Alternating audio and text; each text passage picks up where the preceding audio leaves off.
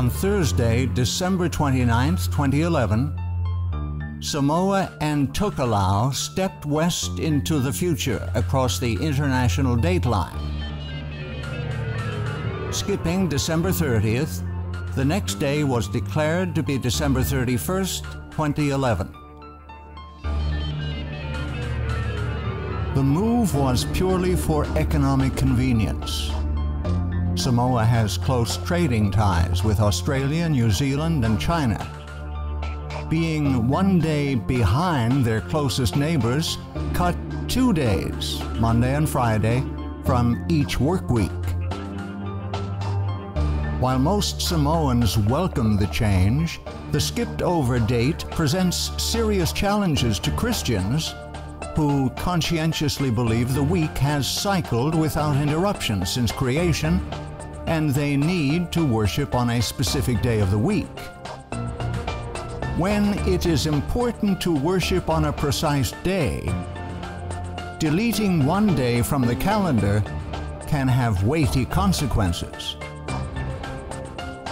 The fact is, the international date line is a relatively recent man-made invention.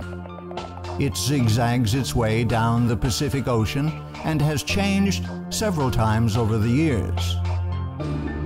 The international date line is the imaginary line on the Earth that separates 2 consecutive calendar days. The date in the Eastern Hemisphere, to the left of the line, is always 1 day ahead of the date in the Western Hemisphere.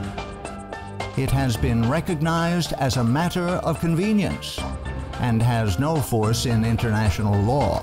Without the international date line, travelers going westward would discover when they returned home 1 day more than they thought had passed, even though they had kept careful tally of the days they were away. This happened to Magellan's crew after the first circumnavigation of the globe. Likewise, a person traveling eastward would find 1 fewer day had elapsed than he had recorded, as happened to Phileas Fogg in Around the World in 80 Days by Jules Verne. The Gregorian calendar in use around the world today is a solar calendar having a continuous weekly cycle. On a solar calendar, the days and years are measured by the sun, but the months and weeks are purely arbitrary, having no link to any movement in nature. This is what necessitates the international dateline. It established a man-made beginning to the day to unite the whole world on one Gregorian date. So the international dateline has proven to be a real problem for the inhabitants of Samoa. Because Samoa's date was different from its surrounding neighbors, causing economic problems, they changed the location of the international dateline. The international dateline is an attempt by man to solve a man-made problem, which inevitably occurs on a round Earth when one uses a continuous weekly cycle, not anchored to the heavenly bodies and the rotation of the Earth. However, when one chooses to follow the Creator's lunisolar calendar, Yahuwah, as the arbiter of time, has set the moon to govern the monthly and weekly cycles for specific locations. Yahuwah removes all need of the international dateline, and thus removes all dependence on the Gregorian calendar and man's technology to straighten things out. All one needs is the moon to know when the months and weeks begin. It is widely believed the continuously cycling week in use today has come down uninterrupted from creation via Noah and his sons. The fact this is not true is demonstrated when we consider the various waves of immigration that took place after the flood. When Noah's descendants emigrated from the mountains of Ararat, some moved to the east, others to the west.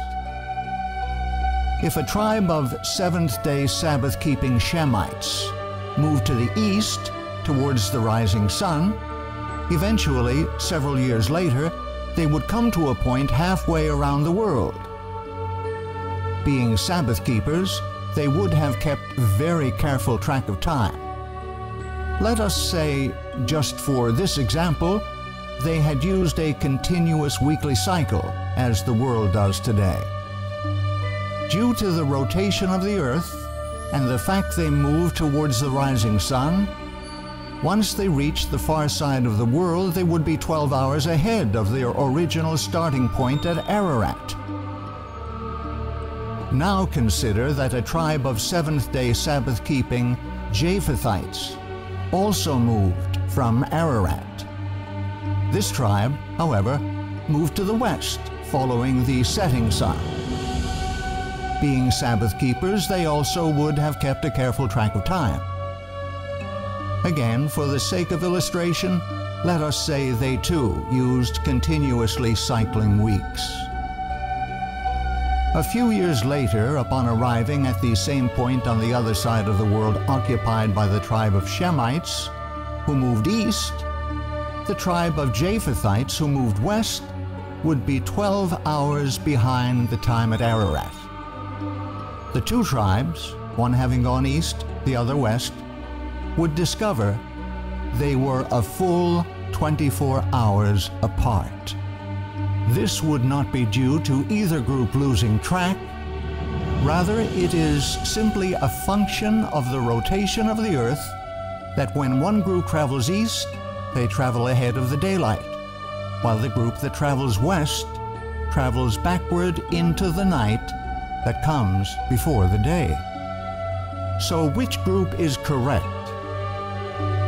The answer is, if they had been using a continuous weekly cycle, they would both be correct, which is not possible. And herein lies the crux of the problem. This conundrum actually proves the ideology of continuously cycling weeks from the days of creation to be absolutely false. As people spread out and populated the world in the centuries following the flood, they took with them the method of timekeeping used by Adam and his descendants, which was brought down through the flood by Noah and his sons. This method of timekeeping, established by Yahuwah at creation, was the lunisolar calendar. Unlike the solar Gregorian calendar, which uses only the sun for marking time in days and years, the lunisolar calendar uses both the sun and the moon for time calculation. Like the solar Gregorian calendar, the lunisolar biblical calendar uses the sun to measure days and years. Unlike the solar calendar, however, the lunisolar calendar uses the moon for regulating months. This, in turn, keeps track of the 7-day weeks because the weekly cycle restarts with each new moon. The result is, if two tribes moved away from Ararat, one to the east, the other to the west, and encountered each other a few years later on the other side of the world, they would both be 12 hours different from their original starting point at Ararat, but they would not be 24 hours apart from each other. As each tribe moved, they would keep track of time by watching the moon. As the tribes moved closer together on the far side of the world, their observation of the moon would also draw closer and closer together, so that when they finally met, they would both be as at the beginning of their journey, on the same day and the same date. Here is seen the beauty and symmetry of the heavenly system of timekeeping. At creation, Yahuwah specified the lights, plural, in the heavens were to be used for marking the passage of time, as well as noting the time for all religious observances. And Yahuwah said, "Let there be lights in the firmament of the heaven to divide the day from the night, and let them be for signs, and for seasons, and for days and years. The word seasons comes from the word moed. This is a word widely used to refer to all religious gatherings. In fact, all of the feasts listed in Leviticus 23, the first of which is the seventh-day Sabbath, are also called moedah, the plural of moed. When the Creator set aside the Sabbath day and blessed and sanctified it as holy time, He also created a system whereby people could keep track of the passage of time so they could know and worship Yahuwah Elohim when His Sabbath arrived. It took both sun and moon to create this perfect system of timekeeping. As the anchor to the months and the weeks, the moon regulates time accurately, no matter where you are on earth. Thus, were a tribe of Shemites to move east, and a tribe of Japhethites move west and reunite a few years later, they would be united on the same weekly schedule, because the basis for their weekly count is anchored in the heavens. It is not grounded on any man-made institution. Scripture explicitly states that the moon was created to mark the passage of time. He created the moon for seasons, moedah. The sun knoweth his going down. Because the modern weekly cycle has no ties to anything in nature, problems arise that do not exist in the lunisolar calendar of creation. Specifically, the need for an arbitrary international dateline. A continuous weekly cycle anchored to nothing in nature is a man-made institution. The international dateline is simply a man-made solution to a man-made problem. On the counterfeit pagan papal calendar, months are arbitrary and dates have an artificial starting point at the international dateline, itself arbitrary and movable. Only on the biblical calendar are months and dates anchored to the lights in the heavens, which were given by Yahuwah for the express purpose of regulating time.